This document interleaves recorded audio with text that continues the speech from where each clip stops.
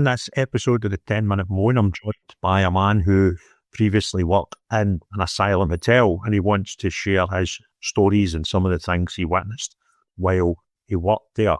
So, Scott, first of all, very welcome, and thank you for coming on to the channel. Very brave of you to want to take this platform and tell some of the stories and share them with the public. So, first, where did you work and when did you work there, mate?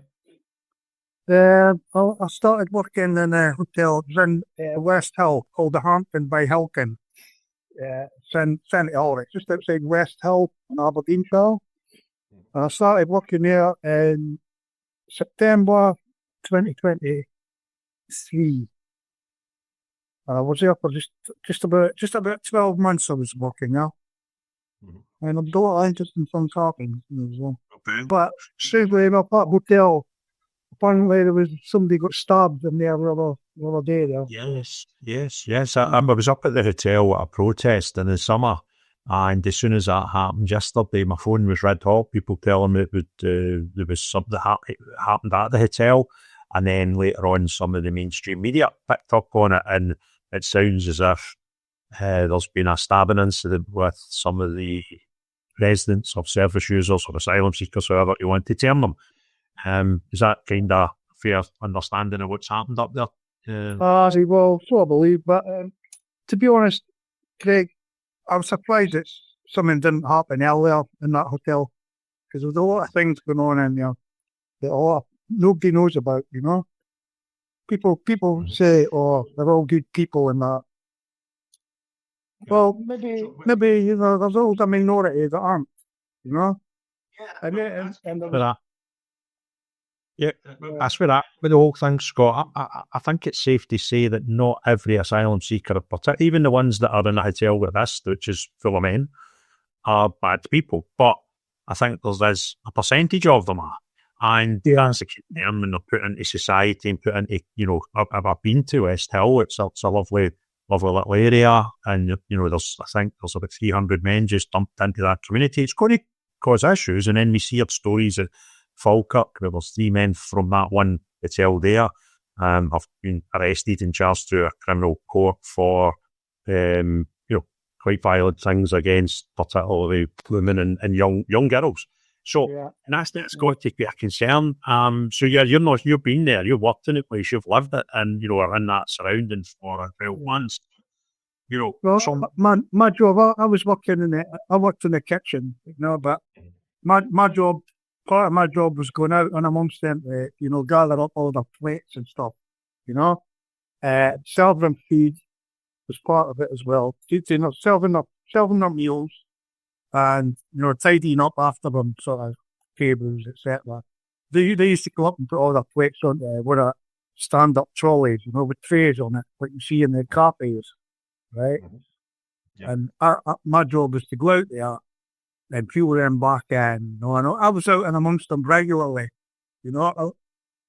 Whereas on the other hand, say for instance, the chefs, but they weren't out and amongst them so much because they were in the kitchen.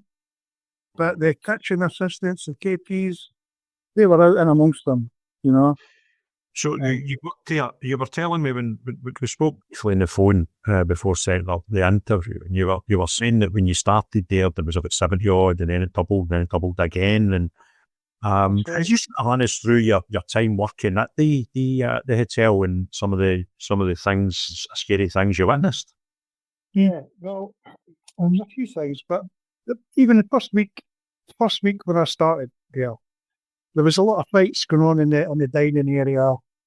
Even, you know, fights with the security fighting with the SUs, you know, because the people, they weren't happy. You couldn't please them with the meals because it was either too spicy for some of them or it wasn't spicy enough. And there was always people getting angry over the food, you know. And that's led to, you know, there was a lot of the security fighting with the SUs and that. But even when I was serving and they were coming up with their food, you know, after a day or two, you got to know the ones that were sort of okay and the ones that, you know, they don't like us. You could tell, you know, just by their attitudes in general. the way they spoke to you.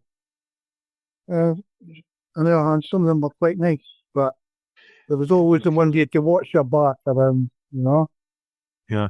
So when you were there, did they get served? Was that a sort of buffet type thing where they would come up to the counter or go along the counter and just take when they wanted? Is that the sort of That's basically what it was. To be honest with you, in that hotel, it was okay when they had small numbers, but when they had over 300, that hotel was, the kitchen wasn't fit for purpose because it wasn't equipped properly, right? In that kitchen, what they had was like, I don't know if you know what a rational oven. It's like a steam oven, and it had like you could put in 6 big steel trays called gas trays, right? Mm-hmm. Now, that was used for cooking rice, cooking meals, meat, and they had a rational oven, and they had a double fryer for chips, right? They never had a stove, but they had a microwave, but they never had any stoves, for putting pots on to cook. Mm-hmm. Yeah? So everything was made in the rational, right, in the fryer. It was either fish fingers or burgers, chicken nuggets. No chicken nuggets, to be honest with you. But the kitchen wasn't it when they got to over 300 people. It was unbelievable because they tried to cook everything. They got to the point where the chefs were actually cooking rice in a plate warmer. It's called a bain marie. It's where they do all the plates, to keep them warm. Yeah, right? They were cooking rice in, yeah. So see, you said the hotel's got about 150 odd rooms. Is that right? Yeah, I believe there was 150 rooms in that hotel. When you started, there was about 70 or 80, you were saying, and then it doubled up, and then it doubled up again to get to 300 at capacity. Was that was when you left? Yeah, so, when I left, it was about over 300. So, well, effectively, everybody that worked there in that kitchen, their workload was doubled twice in the time I was there. Yeah. Right? Yeah. Because we're going from cooking for 75, then cooking for 150, and then cooking for 300, Yeah. When it was just chaos, And it was. But you were saying even when it was at the 75 number, there was aggravation, there was incidents you've seen, so... That was when I started, it was 75. But the first week I was there was fights and amongst in the dining area, Security got involved in fighting them a couple of times, I mean, when you say fighting, shouted shouting, or was it when you say fighting, was it shouting and shoving, or was it more than that? No, it was, there was one security guard there. I can give you his name. I don't know what pub was, but his name on the text. Don't choose me. Well, he was a big Nigerian fella. He was built like a heavyweight boxer, right? Mm-hmm. And he used to get tore into them, jacket off, punching at real fighting, Aye. But then the guys would get dragged off to their rooms or whatever. Maybe the police would be called out. They'd do their investigation, whatever. The police were there regularly, a couple of times a week, for the whole time I was there. Ambulances as well. Wow, so there was some injuries that occurred in these things? There was some injuries, yeah. And was it all fisticuffs, or was there weapons at all ever used? Well, I can say your fisticuffs was in the restaurant, but there was incidents in the room. I remember there was one of the SUs, call them service users, guests, as we say. He supposedly had it was like a sharpened steak knife, that pointed blade. Now I don't really got us because we never had these knives for serving feed. It was just plain knife and fork, nothing sharp. But that's why he managed to find a pointed steak knife shaped blade, just a small, like a normal knife size you would eat with. Yeah. But the blade was pointed, right? And he apparently threatened to stab one of the staff there for years.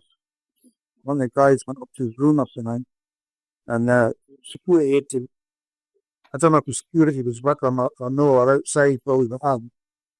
But apparently the story was the guy took the knife, he was swinging a knife, making stabbing motions towards this guy. And he had to get security to come in, disarm the guy. And what happened? I think that guy eventually got put down to another hotel. Because what they used to do for this troublemaker, I remember one fight in the dining area. There was one of the SUs started a fight with one of the guys that worked in the kitchen with me. Wow. The staff were getting yeah, we were getting threatened quite regularly. People, But there was actual physical fight where he was a colleague of mine. He worked in the kitchen with me. He wasn't a chef. He was a kitchen assistant. And the guy had picked up a fork. And he had the fork in his hand, but he was slinging punches at this colleague of mine, right? And this guy got disarmed, and he got put down to the Brentwood Hotel, which was one of the 4 hotels that was in use in Aberdeen at this time, right? But I believe the Brentwood's now closed. And what they did with the guests that were in the Brentwood was they split them up between Patio Hotel and our hotel at West Hill and the Shore Hotel. Shore Hotel's got a small amount of people staying in it. So it's like 40 something. But where we had a couple of 300, they had like 40 in one hotel.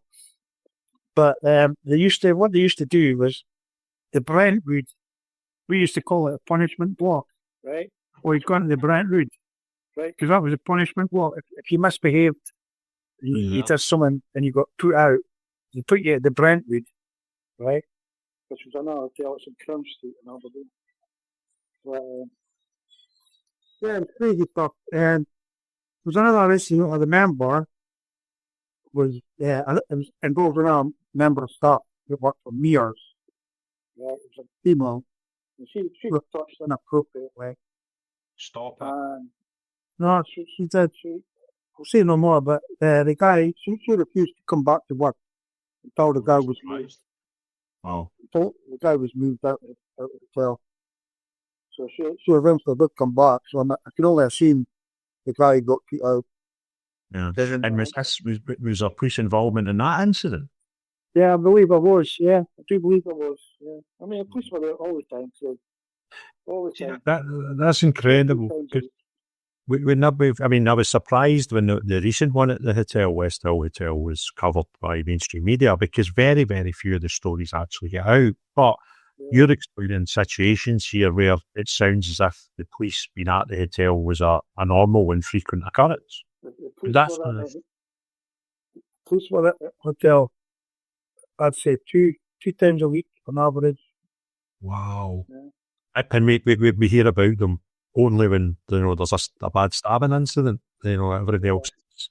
It might be because there's just so many stories that they don't cover them, or it might be that there's a cover-up's maybe a strong word, but you hear one that even been committed to children. Yeah. What I noticed about the media coverage yesterday was the Press and Journal, the Scottish Sun, Tyrone Review, I think they were kind of fair reporting, but the Daily Record, the way they had it worded was they were trying to put a spin on it. The Daily Record's coverage yesterday about Asylum. Yeah, I did see, I only read the headlines, Scott, and I remember Googling the hotel, and you would see the 3 or 4 stories. And two of them, if you'd only read the headline, you would have thought it was people out with the hotel that had stabbed them. It was as if there was an attack in the hotel when it was. Yeah, that's how they made it look yesterday. Yeah. The Daily Record definitely did. They tried to put a spin on it. It was quite simple. It was people inside the hotel fighting with each other, and it was a horrific outcome.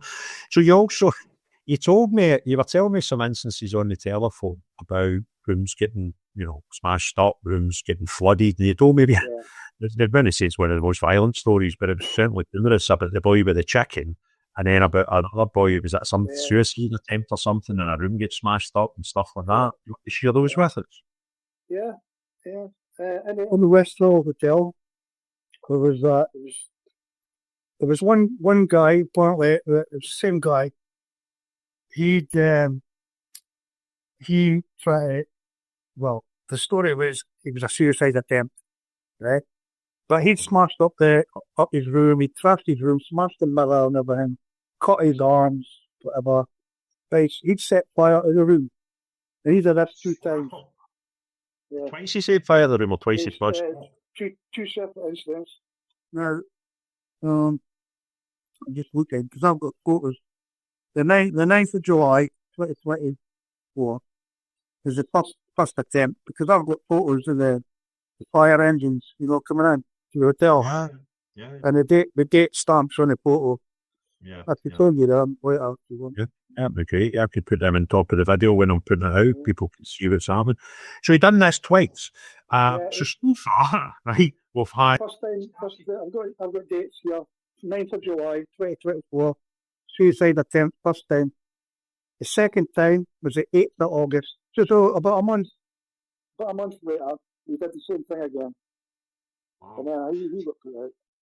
So far, we've heard threats to staff, files staff, a female staff member getting inappropriately, let's put it that way, we'll leave folk to imagine that happened. We've got rooms trashed, we've got rooms set fire, we've got police coming a couple of times a week. You would think this place was Disneyland the way it's described, and all these guys, and they're the ones that's the poor victims, and they're in this horrible situation, but it sounds like a little damn for the people that have to work there. Yeah, absolutely. I felt unsafe in there. Sometimes I felt in danger. Definitely. Yeah, and you would it deserve that. I'll tell you another story. It was in another hotel. It was in the patio. This is a hotel down at the beach in Aberdeen. Yeah. There's been protests there as well. Now, we one of our chefs in the kitchen, he got a text message for the chef at the patio, right? And it was a photograph of a chicken, and it was in the sink, right, in the room. And what had happened, the guy was trying to heat up his chicken by running hot water over it. Right? Is this a full chicken? There's a full chicken in the sink. Yeah, full raw chicken, right? Bought it from Tesco's or whatever, well, near a shop, down the patio, Asda, in the supermarket, And so what he's done, he's put the chicken in the sink and he's run the hot tap. Obviously, the chicken sat on top of the plug hole, and the guys went away out, left his room, and the room got flooded, right? He had a flood. And there was another down there as well. The smoke alarm used to go off regularly because people were trying to cook stuff in their rooms, like little wee camping stoves. That was regular. So I mean, we were not just in danger of violence, but we were in danger of maybe getting caught up in a fire. Yeah. Just getting back to the story with your colleague, the guy into a bit of bother with one of them. What kicked that off?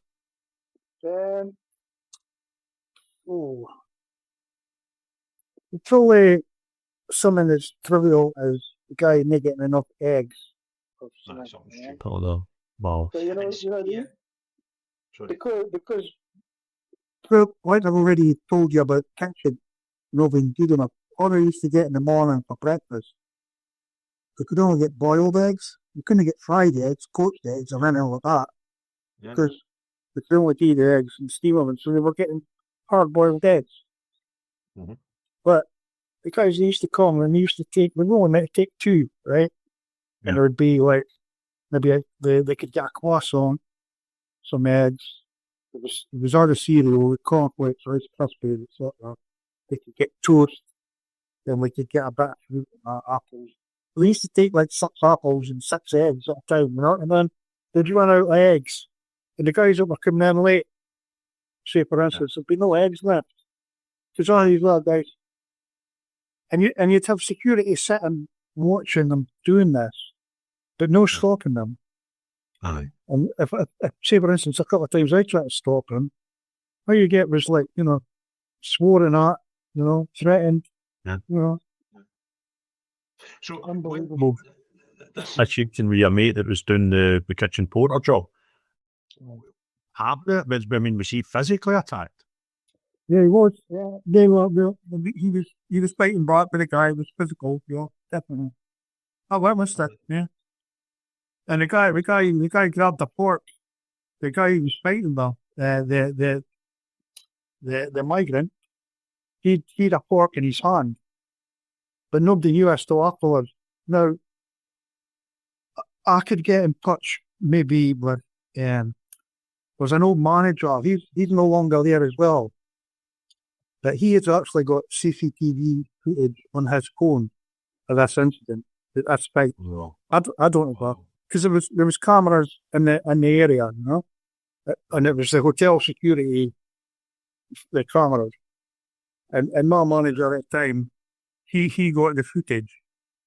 I don't know. I could maybe try and get in touch with him and see if he's still got that. Yeah, that would be interesting. I'll do another podcast on that, standalone, but incredible. So, a year in the place, police are coming every couple of, maybe every 3 or 4 days, but it sounds, staff getting rents, actually getting physically assaulted, women getting touched inappropriately, fires, rooms getting trashed. How did you last the year? I take it you left because of the working conditions. Is that why you're no longer there? Well, there was the conditions of that, but I got ill, and I got a sickness thing up, and I believe it come to there because that was where I was every day. I looked up this disease. It's called HIV, right? And it's called hemophiliac influenza, right? Which sounds like it's a flu. Yeah. But according to doctors, it's not a flu. It's a bacterial infection. It goes into your chest and gives you serious chest problems, I would say probably similar to pneumonia. But if you look it up on Google, which I did, I looked up this disease, and it says it's prevalent in Asian and African countries, right? And I've heard stories of these people now coming in with TB and stuff like that. So yeah. Well, that's there was also there was also a lot of scabies in the place as well. Now the scabies guys, they weren't allowed to come and mingle. So where food got sent up to their room, the security would take a tray up, and then they'd take the tray back down. But if I was handling that stuff, I'd put on extra rubber gloves and stuff, handling the tray and their cutlery, I had to, my plates and stuff. The place was right, but I used to get annoyed, right, because in the mornings when I'd go to work, you go into work someday and you pass the security where they're sitting, and they'd all be wearing face masks, right? Whereas the day before, they hadn't been wearing face masks. But if you ask them, what's the mask for, guys? Why are you wearing the mask? They wouldn't tell us, right? They wouldn't tell us whether somebody had came in, the night before, and they had something wrong with them. We were kept in the dark. So who would have the masks on? The security guys, Right, so they would know. They would be tipped off with something. Oh, they would know, but they didn't tell us. And even like there's a couple of managers in the hotel, a Polish girl, there was another girl, there was 2 girls who worked at the hotel. They wouldn't tell us either. And it'd be like, well, they weren't wearing masks yesterday, so why are they wearing them today? And we were kept in the dark, so we were getting, in my opinion, put at risk. It's not a risk, it's an actual fact, because it sounds confusing common sense and logic that you've managed to contract an illness. And going back to the illness, I would say it was like somewhat like pneumonia. I was coughing up, like my lungs for weeks, weeks. I was off work for a few weeks. And you just thought enough's enough. I'm out of here. Yeah. Well, I'll tell you what done it. I was pissed off with the place, right? Yeah. I was pissed off with the place, and then I've heard a story about somebody doing the same job as what I was doing down in England, getting mugged up by one of these people. Stop it. No, it's a young girl, Rihanna. I think she was 18 years old. And she was stabbed to death, though, over a packet of biscuits, I believe. So when I heard that, I just walked out. I said, "That's it. I'm out of here." Yeah. That's incredible. Yeah, I remember that case. The young girl. Aye. Yeah, Rhiannon White, I think the name was Sky White, young girl, stabbed to death over a packet of biscuits. And then I thought, well, that could have been me. The amount of violence that was going on there. Well, so the never happy with the food. There was always somebody angry. You get compliments for the food, or the food's good today. Chef, everybody was called. Even myself, I was a KP. They would call it. Everybody was called chef. They said food very good today, sir. And then you'd get the other guy. Oh no, too shit, too spicy, or not enough spicy.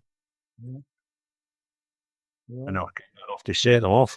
So see, when you were there and you saw some of the violence and the threats and the anger and stuff, what was generally the trigger for that? I mean, was it something as simple as food? Yeah, a lot of instances it was food. Yeah. Not enough food on the plate, or coming up for more food and not getting it. If you refuse them certain things, they get angry. There was instances where plates were smacked, thrown against the wall, and the serving area. Yeah, your food shit. This. Throw it against the wall. Throw the plate against the wall. Right? And then the other guys would be happy, Yeah. See, when you were working there, Scott, well, they weren't held in the hotel, right? They weren't held but would a fair amount of them just wander off into the community and see them at night time? Oh yeah, every day they'd go and play. But a few of them would go and play in the park football. They'd just go walking around the place. They'd go to Tesco, spend their pocket money. A few of them would come back with drink. There was a bit of drinking going on. And other things. Yeah. Things that you can smell. They're smoking. Yeah. Well, else going on? Unbelievable. Well, Scott, unless you've got anything else that we've not covered that you wanted to cover, is there any story about my partner's car? My partner used to come and pick me up. We used to finish at half 7 at night. We used to finish on them, and my partner would come pick me up in the car park. And she'd come in maybe 5-10 minutes before I came out the door. Maybe the guys wouldn't be in the car park either playing football or playing cricket or whatever. Some of them just sitting smoking and drinking. And they'd come up to the car and why are you here? Who are you waiting for? What? Give us money. Give me £10. Yeah, asking up for money and stuff. And then one of them actually spat in our car. Sure. On the passenger side door. I came out my work. There was a big gob running down the car door.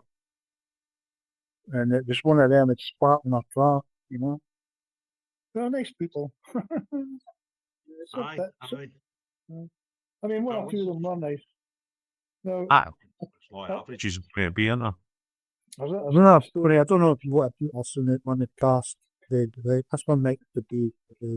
But apparently, in a hotel in West Hill, one night, there was 9 guys in a room having an orgy amongst themselves.